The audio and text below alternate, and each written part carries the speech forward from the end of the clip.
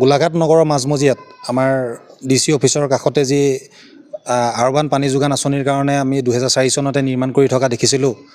পানী যোগান আঁচনি প্ৰায় 12 চনত সম্পূৰ্ণ হোৱা দেখিবলৈ পালোঁ, কিন্তু আজি পৰ্যন্ত দেখিছোঁ পানী যোগান আঁচনি যি উন্মোচন কৰিব পৰা নাই। ইয়াত কি যদি বিসংগতি আছে বা কি আছে, আমি সোনকালে তাত বিসংগতি ঠিক কৰি মেলি নগৰৰ ৱাৰ্ডে ৱাৰ্ডে পানী যোগান আঁচনি পাব বুলি দাবী জনাইছোঁ। আৰু আপোনালোকৰ মাধ্যমেৰে যোগেদি আমি জনাব বিচাৰিছোঁ যে গোলাঘাট নগৰৰ যি ৱাৰ্ডৰ পানী যোগান আমাৰ যি সমস্যা হৈ আছে, সমস্যাখিনি সমাধান এই পানী যোগান আঁচনিৰ দ্বাৰা উন্মোচন সোনকালে কৰি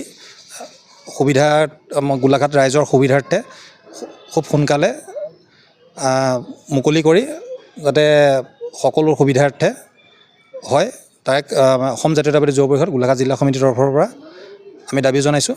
হ'ব, ধন্যবাদ।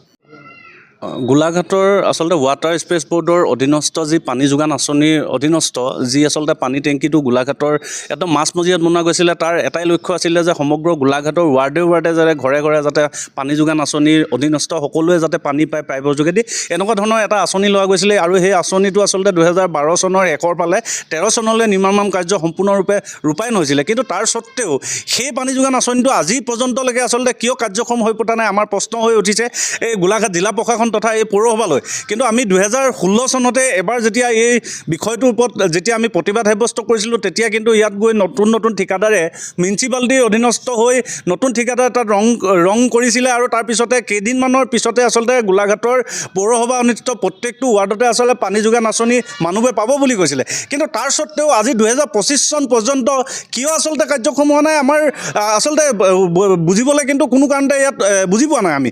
আমাৰ কথা হৈছে যে গোলাঘাটলৈ যিটো এটা উন্নয়নমূলক আঁচনি আহিছিলে পানী যোগান আঁচনি, তাৰ কাৰ্যক্ষম হোৱাকৈ আচলতে সমগ্ৰ গোলাঘাটৰ বাকী ৰাইজে আচলতে পানী ভালদৰে পাব বুলি ভাবিছিলোঁ। কিন্তু ইতিমধ্যে যদি আপুনি চায় DC অফিচত যদি আপুনি ভালদৰে খবৰ কৰে, কিন্তু এতিয়াও আচলতে গোলাঘাটৰ ৱাৰ্ডৰ ঘৰবোৰত আচলতে পানীৰ কাৰণে তেওঁলোকক কিবা এটা মাননি ফাইন কটা হয়। কিন্তু তাৰ স্বত্তেও আজি পৰ্যন্ত তেওঁলোকক কিয় পানী যোগান ধৰিব পৰা নাই, এইটো অত্যন্ত লক্ষণীয় বিষয়।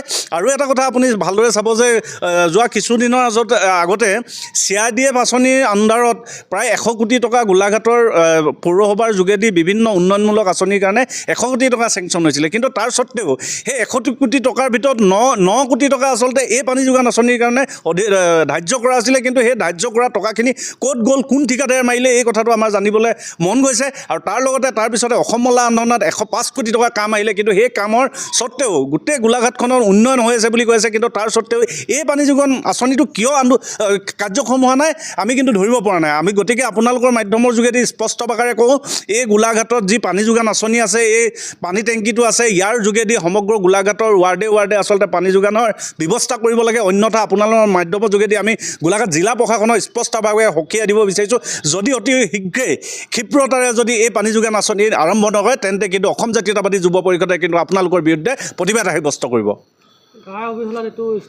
আচলতে ইয়াৰ প্ৰতি গোলাঘাটৰ উন্নয়নৰ নামত বাৰম্বাৰ পুঁজি আমন্ত্ৰণ হৈ আছে, কিন্তু বিভিন্ন ইঞ্জিনিয়াৰৰ লগত, মন্ত্ৰী আমোলাৰ লগত এই বিষয়বোৰ আলোচনা কৰা হৈছে। আৰু ইয়াৰ পিছতে বহুবাৰ এই বিষয়টোৰ ওপৰত এই আঁচনিটোৰ কাৰণে আচলতে টকা মোকলাই দিয়া হৈছে। কিন্তু সেই টকাখিনি আচলতে কাৰ পকেটত গৈছে, কোনোবা ইঞ্জিনিয়াৰৰ হাতত গৈছে নে, কোনোবা মন্ত্ৰী আমোলাৰ হাতত গৈছে নে, কোনোবা ঠিকাদাৰৰ হাতত গৈছে, এই কথাটো কিন্তু কোনো কাৰণতে জানিব পৰা হোৱা নাই। গতিকে আপোনালোকৰ মাধ্যমৰ যোগেদি আমি তদন্ত কৰিবৰ কাৰণে আহ্বান জনাইছোঁ গোলাঘাট জিলা প্ৰশাসনক। আৰু গোলাঘাট জিলা প্ৰশাসনকো আমি সকীয়াই দিছোঁ যে এই পানী যোগান আঁচনিটো অতি সোনকালে আৰম্ভ কৰিব লাগে আৰু গোলাঘাটৰ প্ৰত্যেকটো ৱাৰ্ডত যাতে পানী যোগান ধৰিব পাৰে তাৰ প্ৰতি লক্ষ্য ৰাখিব লাগে।